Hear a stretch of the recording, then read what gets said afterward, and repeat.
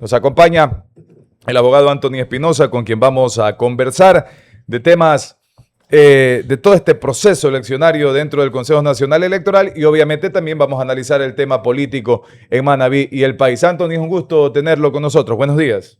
Buenos días, estimado Luis Alberto, estimado Romario. Muchas gracias por la invitación a este panel muy interesante de Manavisión Plus. Anthony, ayer 6 de la tarde se cerró el proceso de inscripción de candidaturas. ¿Qué sigue luego? ¿Qué debe hacer la Junta Provincial Electoral y qué deben hacer los candidatos? Bueno, efectivamente, dentro del calendario electoral que estableció el Pleno del Consejo Nacional Electoral, estaba previsto que hasta el día de ayer, lunes 17 de agosto, a las 6 de la tarde, estaría habilitado lo que es el sistema informático de inscripción de candidatura, donde las organizaciones políticas podrían presentar las listas de candidaturas de sus candidatos en cada una de las dignidades y de las jurisdicciones donde iban a participar. Efectivamente, ha terminado ese plazo. Hasta ayer, 6 de la tarde, como es de conocimiento público, pudieron realizarlo. Y de allí, pues, corresponde a la Junta Provincial Electoral su trabajo de revisión de documentación habilitante para que los candidatos no tengan ningún problema al momento de la inscripción. Entendamos de que este proceso va en función de lo que se va inscribiendo.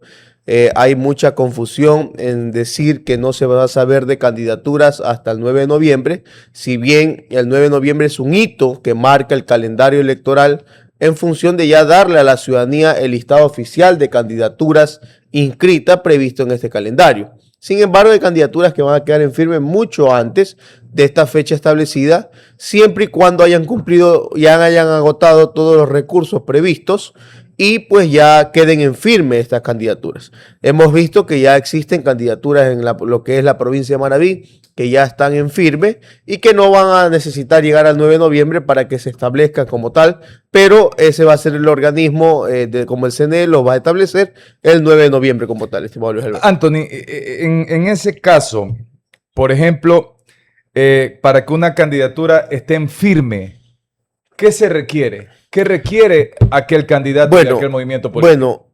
Recordemos que cuando la candidatura es presentada es sujeto de revisión por parte de la Junta Provincial Electoral para que no incumpla dentro de las objeciones, perdón, de las inhabilidades y prohibiciones que da la normativa. Esta candidatura tiene hasta un día el Consejo Nacional Electoral, a través de la Junta, de presentar esta lista a todas las organizaciones políticas. Las organizaciones políticas tendrán dentro de su discrecionalidad si objetan o no estas candidaturas que han sido presentadas. Y para eso hay 2 días de plazo para poder objetar esta candidatura. Si no existe aquello de la objeción, la Junta Provincial Electoral podrá negar o aceptar la candidatura. Hay negativas subsanables como otras que no. Y cuando hay una negativa subsanable, la organización política tiene hasta 2 días para poder subsanar. Luego de que pase este plazo, la Junta Provincial Electoral calificará y aprobará esta candidatura. Pero toda resolución en derecho es objeto de impugnación.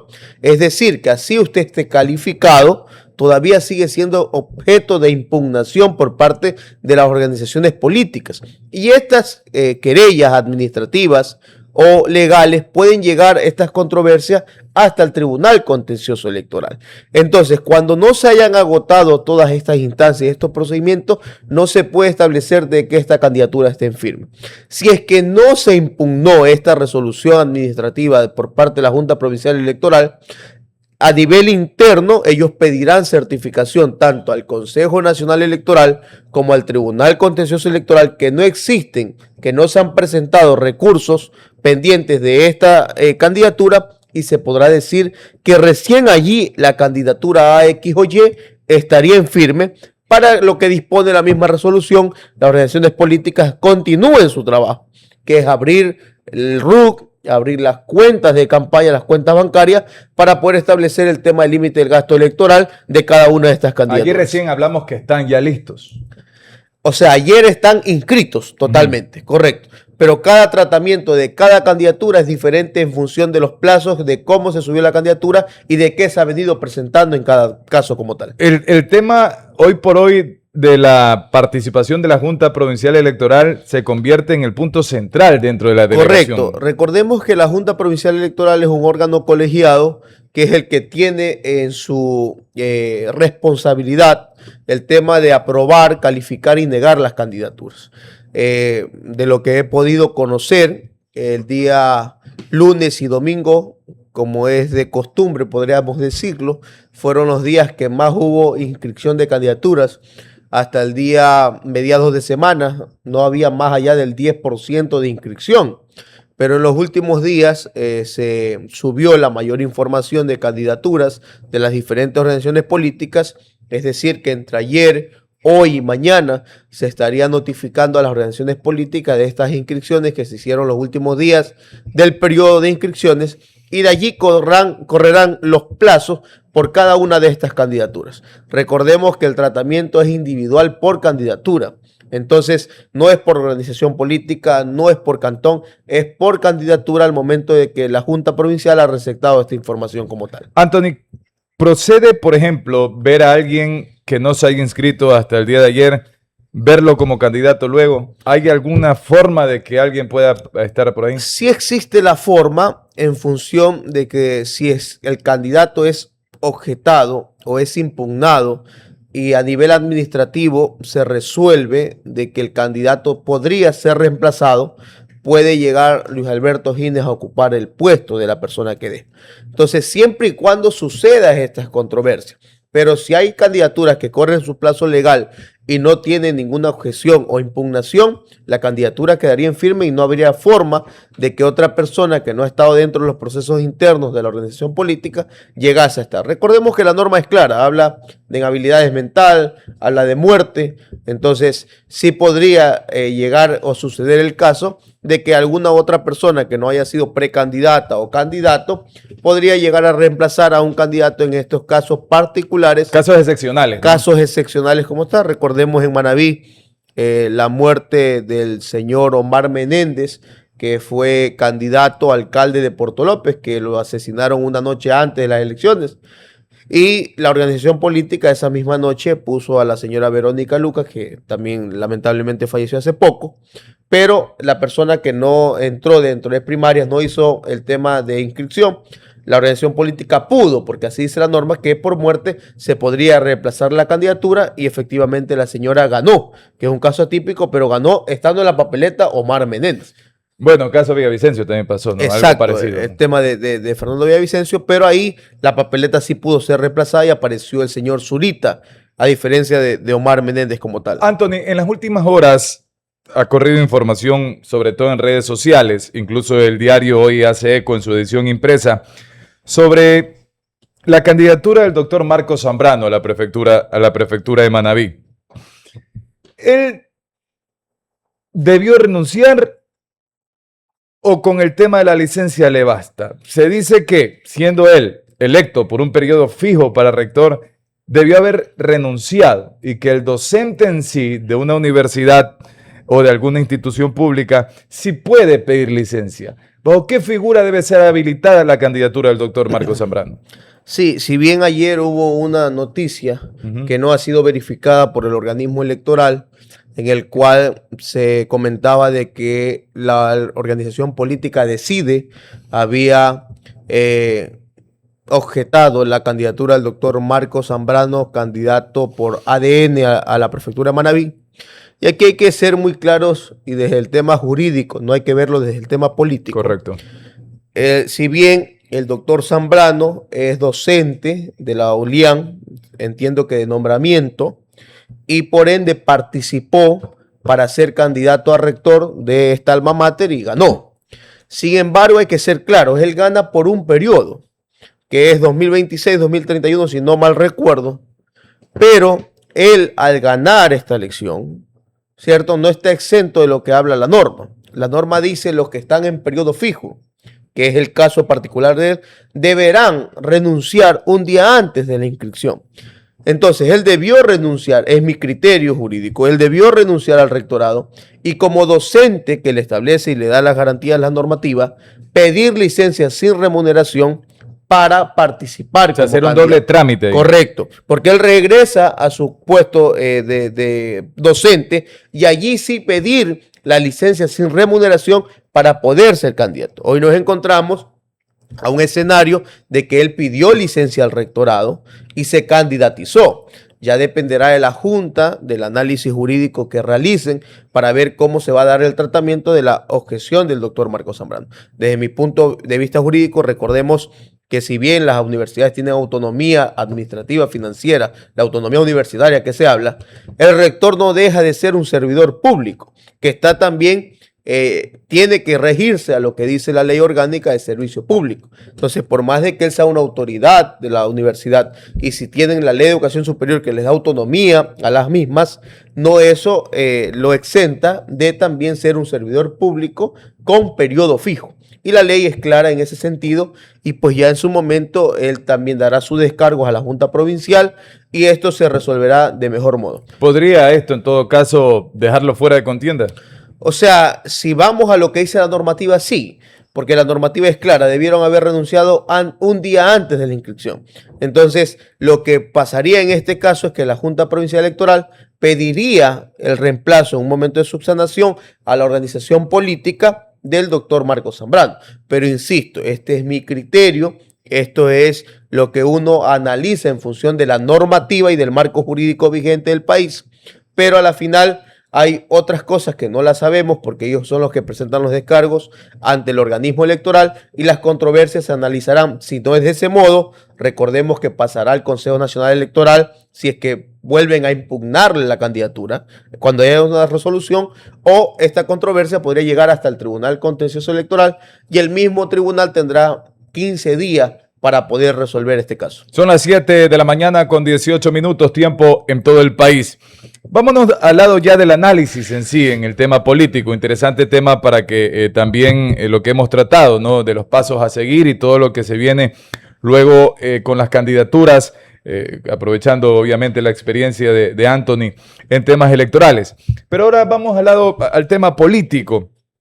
Anthony, a nivel nacional se denuncia una especie de querer participar solo por parte del movimiento oficialista o por parte del gobierno. Desde su perspectiva, ¿se lo está percibiendo así, Anthony? Ya, le doy una primicia que me la acaba de dar un gran amigo mío del organismo. Ya. Hubieron 631 inscritos. Ya están las cifras. Sí, ya están las cifras. 631 inscritos.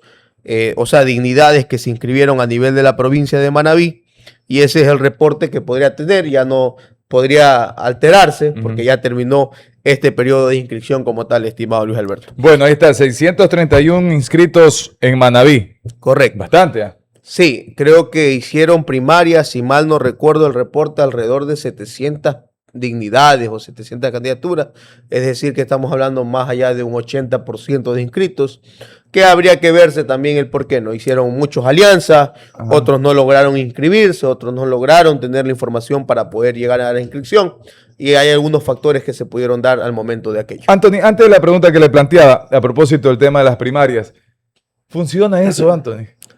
Es fundamental hacerlo. ¿Pero por trámite o porque verdaderamente hay democracia interna en los medios? O sea, recordemos que la democracia interna, tal como lo dice, es una responsabilidad interna, valga la redundancia, de la organización política como tal, que dentro de sus adherentes, de su militancia, puedan escoger los mejores cuadros a participar. Sin embargo, hemos visto en este periodo electoral la gran cantidad de renuncias y reemplazos que ha existido, es decir, que si bien las organizaciones políticas realizan sus eventos de primaria o de democracia interna, de un sinnúmero de candidaturas, luego la misma normativa les da el chance, como decimos los manavitas, de poder reemplazar estas candidaturas. Y es allí donde va enlazada tu pregunta. Hacemos eventos, hacemos firmar actas de precandidaturas y luego renuncian y reemplazan otros candidatos, que a la final sigue siendo un acto interno de la organización política, pero a la final no sabemos si se respeta lo que realmente piensa o quiere la militancia, de que esos sean o no sus candidatos. Ya quedará también a opción del organismo electoral si poner ahí otro candadito, otra llave, para que este proceso no sea algo meramente formal, sino que sea Claro. verdaderamente una fiesta de la militancia y que se siente a escuchar. Porque muchas veces, estimado Luis Alberto, es solamente un evento donde ya van a proclamar candidaturas, a proclamar precandidaturas, perdón. Y muchas veces son tomadas en cuenta la militancia o la participación activa de todos sus adherentes para poder determinar quién o no son los verdaderos Pues precandidatos. generalmente ya saben quiénes son. Correcto, correcto. Entonces, pero ahí habría que analizarlo. Yo también considero que las organizaciones políticas pueden, dentro de su militancia, dentro de su papel protagónico a la sociedad, establecer otros canales más interesantes de información para que con su militancia puedan hacer un mejor escogimiento de los candidatos. Se denuncia desde la oposición, ya, insisto, ya en el tema general político, que no hay garantías para este proceso electoral. Se dice que se quiere ADN participar solo y tratar de captar la mayor, bueno, están en su justo derecho, eso sí, ¿no? De tratar de captar la mayor cantidad de alcaldías y prefecturas y también concejalías en el país. ¿Cómo lo percibe usted, Antonio? Mira, yo no diría que existe aquello, porque a la final, mientras todos cumplan la normativa, todos pueden participar como tal. El escenario está abierto para cualquier candidatura. Lo que yo sí puedo opinar desde esta palestra es el hecho un poco atípico de este proceso eleccionario en el cual se han proscrito organizaciones políticas dentro del calendario electoral. Entonces, sí es verdad que en anteriores ocasiones ha pasado que se han proscrito organizaciones políticas, pero no justamente en el plazo y en el recorrido ya del periodo electoral como tal. Entonces, cuando vemos particularmente que alcaldías de las principales ciudades del país, estos candidatos por A o por B temas no pueden participar y que son candidatos que la encuesta, la data la dan como ganadores, sí te da esa especie de pensar de que o la cancha está inclinada o la cancha la quiero para mí. Pero a la final sigue siendo un supuesto, ¿no? Porque a la final hay candidatos, bueno, no llegaron a ser candidatos, los alcaldes de las principales ciudades del país tienen procesos judiciales en su gran mayoría, pero lastimosamente aparece en tiempo de campaña, se proscribe, perdón, en tiempo electoral, se proscribe organizaciones políticas en tiempo electoral y suceden todas estas anomalías a nivel de país justamente cuando está corriendo el plazo. Entonces, sí te da ese sinsabor de que el organismo electoral no puedo decir que está parcializado, porque no lo conozco, no lo puedo denunciar de esa forma. Sin embargo, a través de aquello se ha demostrado con acciones el hecho, ya un análisis político de que sí está sucediendo cosas atípicas en función, no de que vaya solo ADN, sino en función de que el adversario no vaya, sería la palabra, para poder también establecer, porque a la final el que Luis Alberto no vaya no significa que yo gane. Entonces, ese análisis va mucho más allá. Sin embargo, ya en su momento las organizaciones políticas demandarán al organismo electoral, a la comunidad internacional, si es que el proceso electoral no se ha estado llevando con transparencia como tal. En el tema perfiles, Anthony, y para comenzar con Quito, Pavel Muñoz va a la reelección, aparece la figura de Jorge Yunda, que ya fue alcalde de Quito, y también de Giovanna Ovidia y el del propio Wilson Merino, creo que son los cuatro principales candidatos a la alcaldía de Quito. ¿La tiene allí la reelección ganada o la tendría fácil Pavel Muñoz? ¿O vamos otra vez a ver una desproporcionalidad en el tema de los porcentajes de tener un alcalde del 20%, como se le llama en Quito? Mire, yo considero, hasta hace poco había muchas encuestas que daban a Pavel Muñoz con un tema de posible reelección, ¿cierto? Sin embargo, el día antes de ayer, que a través de otra encuestadora se presentó otros números, Pavel no estaría ganando la reelección o estaría ajustadamente en un segundo lugar. Y esto en función de que aparentemente lo que yo pude observar, hay obras que están haciéndose en Quito y muchas veces estas obras generan molestias.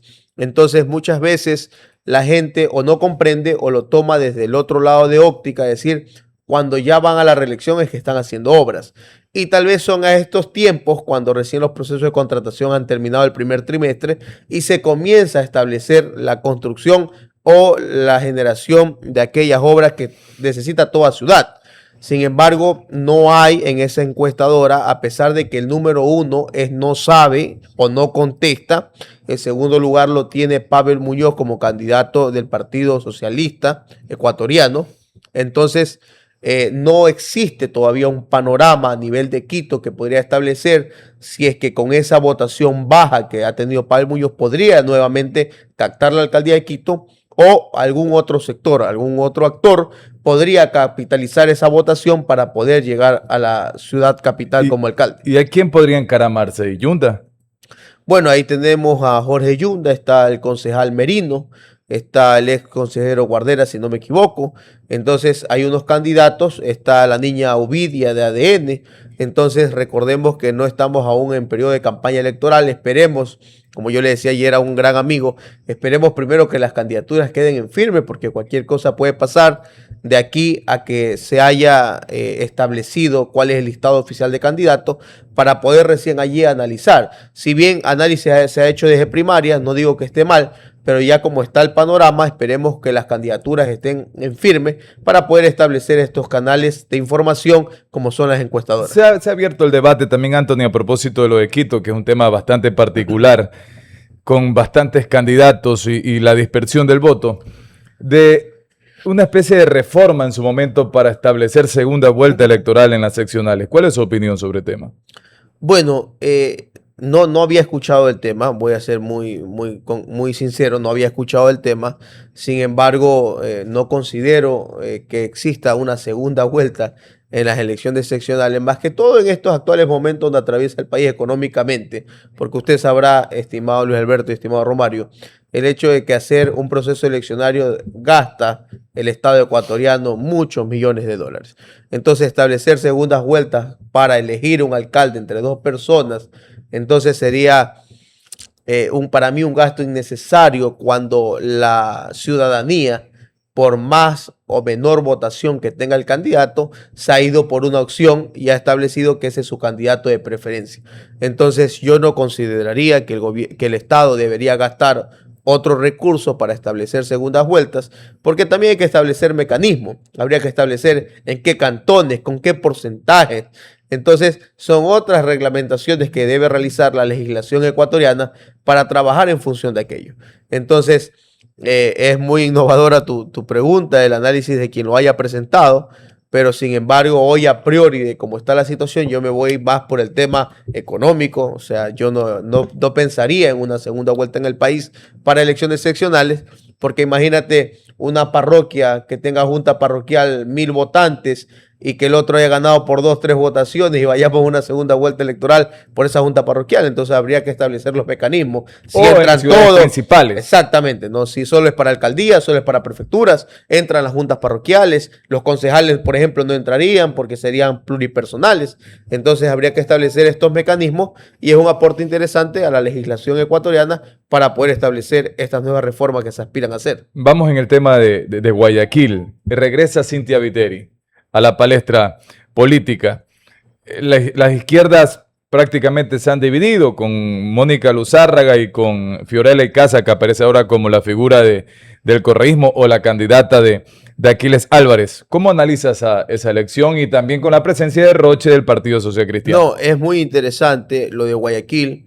Si bien hasta el día de ayer, recordemos que la señora Icaza de Álvarez, esposa del alcalde de Guayaquil, si no me equivoco, Fiscalía pidió al Consejo Nacional... El juez del caso. El juez del caso Goliada pidió al Consejo Nacional Electoral que certificara qué personas que están involucradas, estos sujetos procesales, son parte de alguna candidatura, ¿no? Sin embargo, el CNE ya contestó diciendo de que si bien hay candidatos, precandidatos, que están inscritos hasta el día de ayer, que son parte de este caso, no están en firme aún las candidaturas, ¿no? Entonces, aún no sabremos si a la final termina la señora Icaza como candidata como tal. Pero si bien es un problema, como tú lo decías, de la izquierda, tienen dos candidatas que se han establecido con mucho respeto en las redes sociales, tanto Mónica Luzárraga como la señora Icaza. Pero igual, eso no significa voto. Totalmente de acuerdo. Sí, ¿no? Tenemos en la otra orilla a Viteri y Roche, que en su momento fueron aliados, fueron compañeros de la misma organización política como es el Partido Social Cristiano, y hoy están divididos.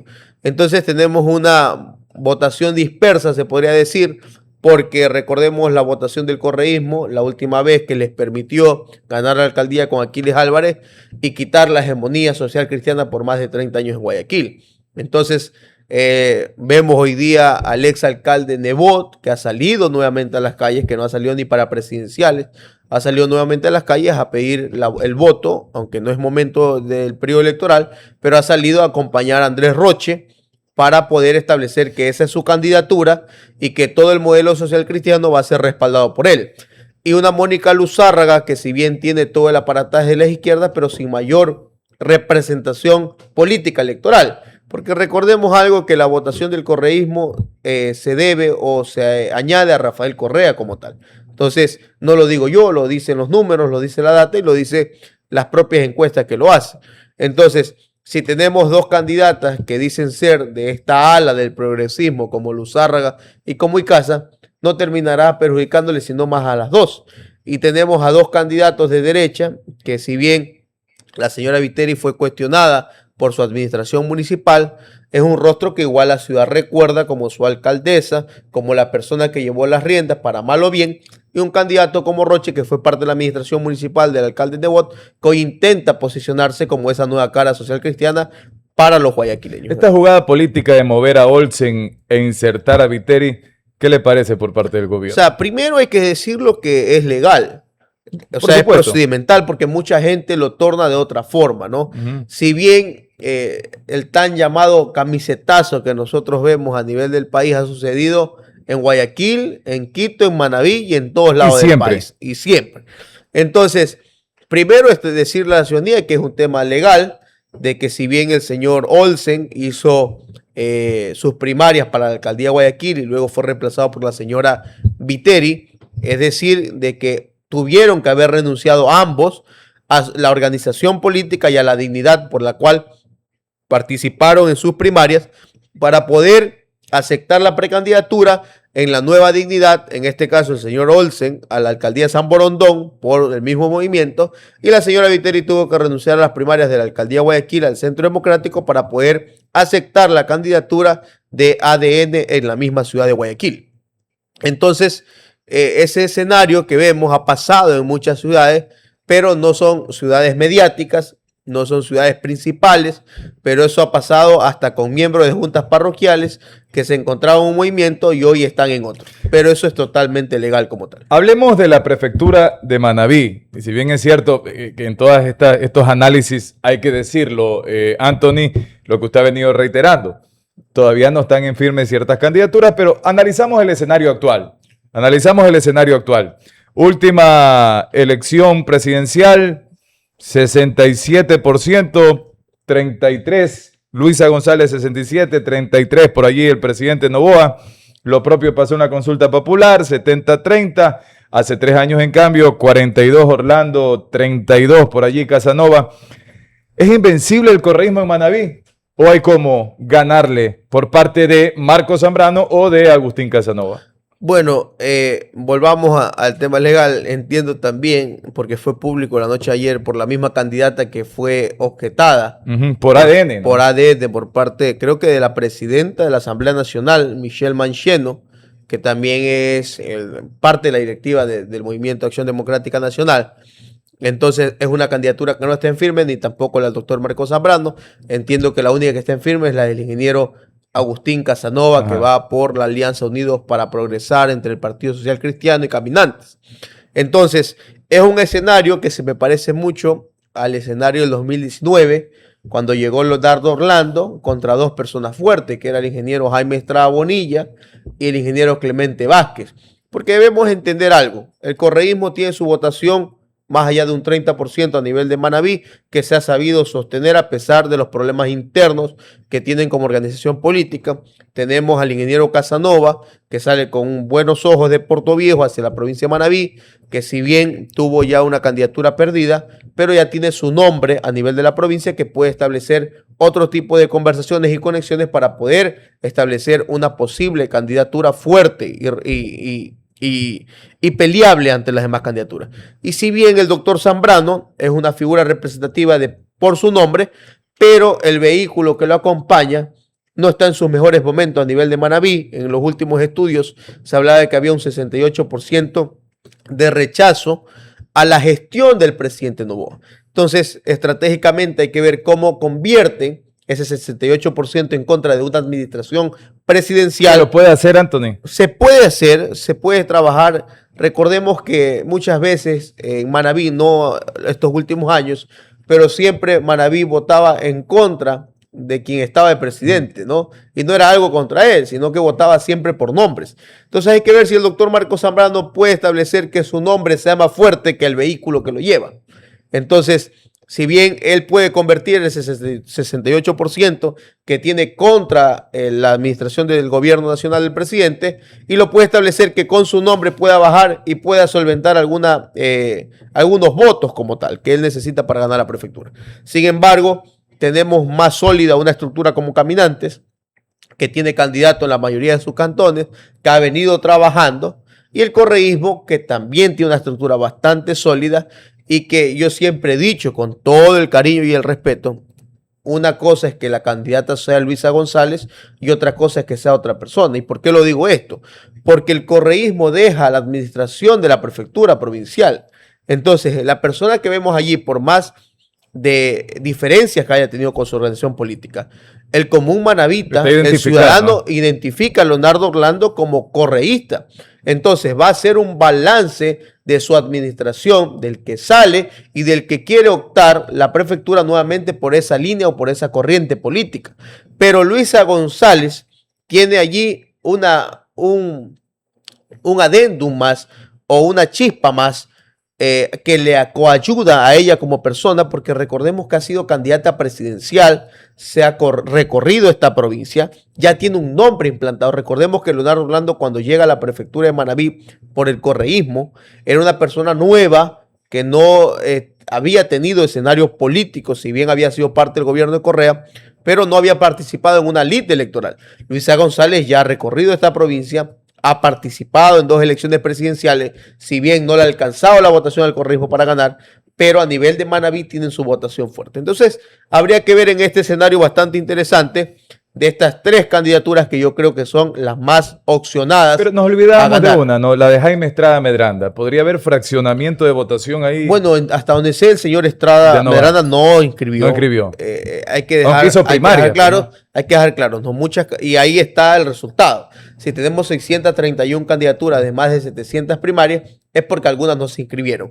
Y usted, mientras como organización política cumpla con los principios de participación, dígase paridad, secuencialidad, participación de mujeres, de jóvenes, si usted decide como organización política no participar para cierta candidatura, no pasa absolutamente nada. Entonces, no es porque usted hizo primarias en una dignidad y si al final del momento de inscripción usted decide ir o no ir, mientras cuanto no dañe lo que tiene como organización política para poder participar, usted decidirá si participa o no. Hasta donde entendemos, Si Podemos ya no inscribió candidatura a la prefectura, es un coaliado de la prefectura de Luisa González, aunque ella a la final fue inscrita por el movimiento Pachacuti.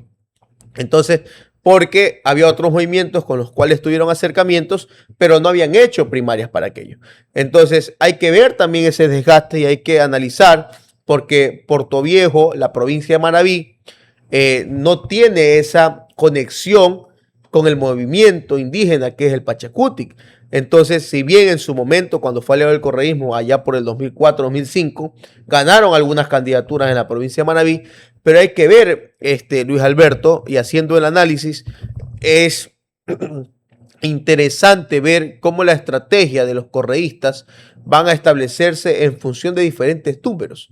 Porque si bien la señora González va a ir por Pachacutic y va a ir a pedir el voto por la lista 18, el alcalde de Portoviejo va a ir a pedir la lista por la 71 y hay concejales de Portoviejo que se inscribieron por la 97.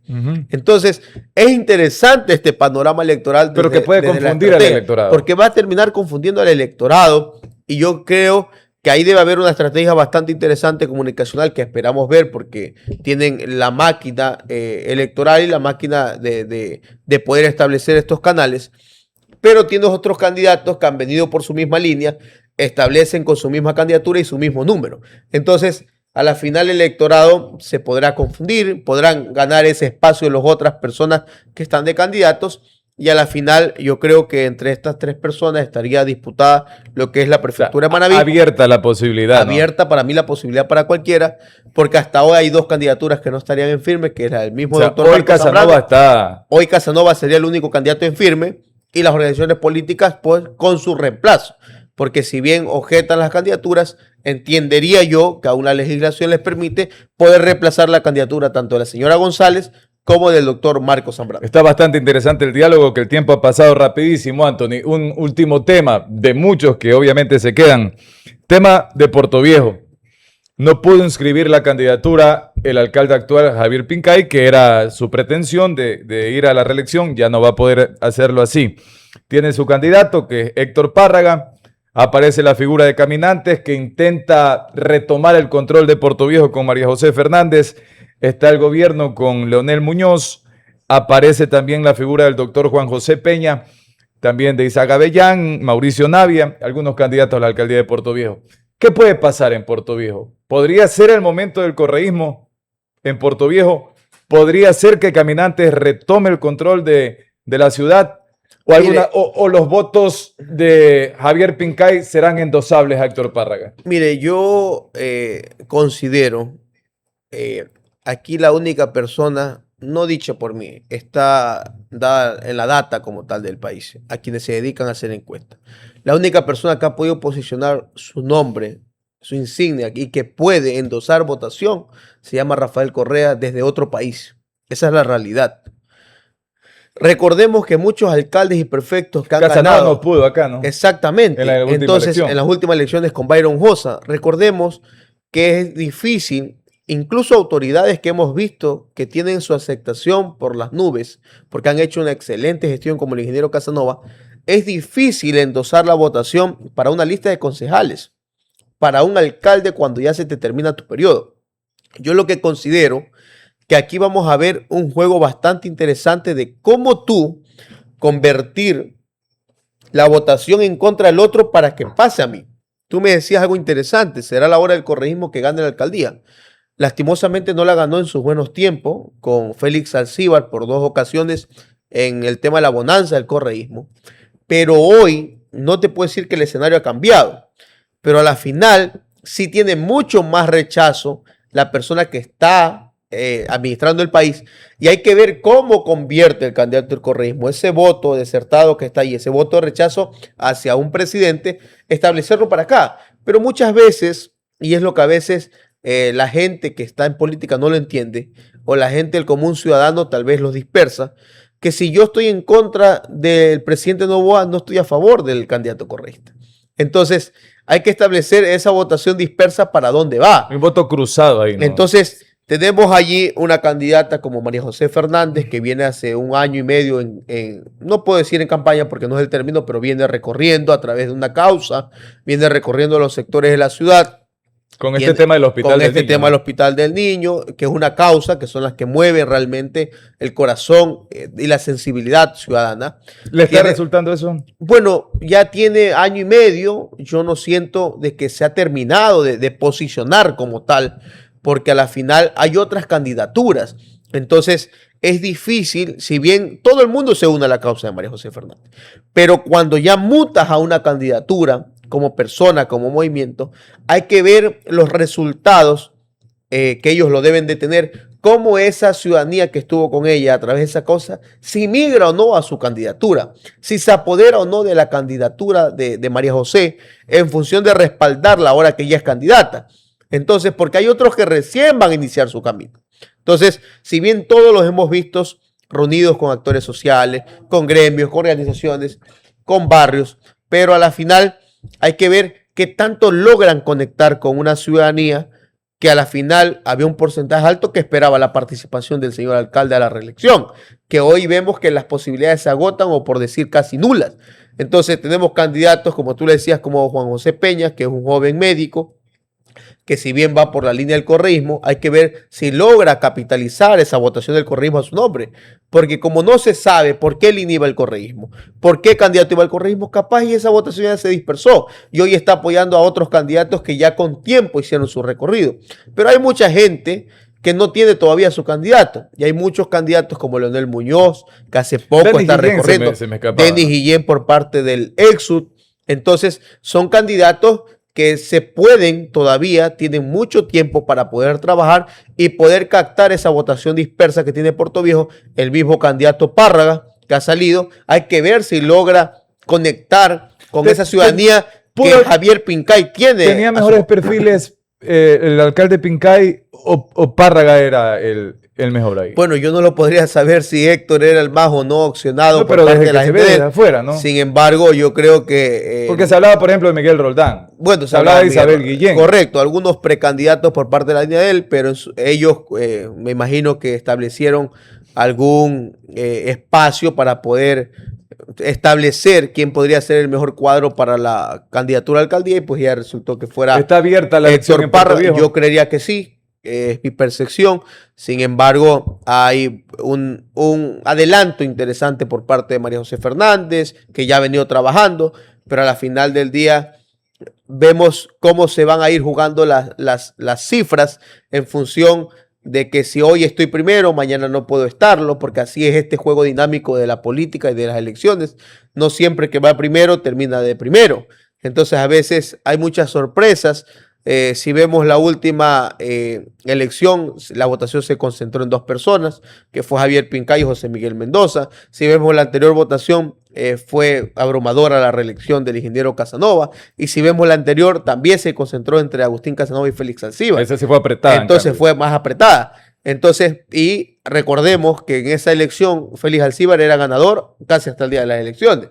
Pero el trabajo silencioso del ingeniero Casanova... Claro, si no era Félix, era Verónica Mendoza. Correcto. Pero el ingeniero Casanova, que recién salía a la palestra política, que la gente lo veía como un administrador, la veía como una persona coherente con sus principios, logró conectar con la ciudadanía y lo hizo alcalde de la misma ciudadanía de Puerto Viejo. Entonces hay que ver acá algunas candidaturas. Yo considero que entre Leonel, Denis Guillén, Juan José Peña, María José Fernández, estaría el mismo Héctor Párraga, que tiene el aparataje municipal para poder llegar a esa ciudadanía que aspiraba a ver a Javier Pincay nuevamente en la papeleta. Podría concretarse el juego de quién podría llegar a captar y a consolidar una votación que le permita ganar la alcaldía de Puerto Viejo. Anthony, gracias por acompañarnos. Luis Alberto, muchas gracias por el espacio. Gracias, Anthony Espinosa, analista político, con quien hemos conversado varios temas aquí en De 6 a 8 en Manavisión. Vamos a la pausa, venimos ya en la parte final del noticiero de 6 a 8 en Manavisión y Radio Amiga.